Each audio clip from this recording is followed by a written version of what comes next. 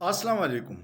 पिछले एक साल में कुछ ऐसे अफसोसनाक वाक़यात हुए हैं और उस पे मज़हबी तबके की खामोशी, पुरस्रार खामोशी बहुत ही तशवीशनाक है। ख़ुसूसन कायद जमीयत मोहतरम मौलाना फ़ज़ल रहमान साहब की।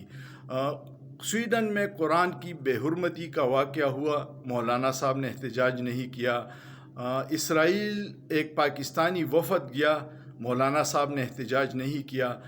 डॉलर डबल कीमत में हो गया, मौलाना साहब ने एहतजाज नहीं किया।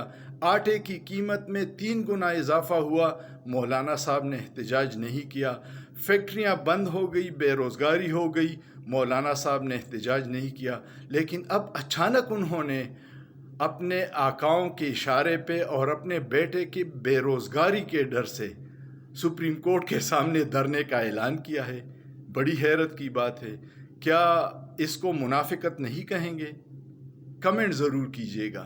सोचिए, सोचना जुर्म नहीं है।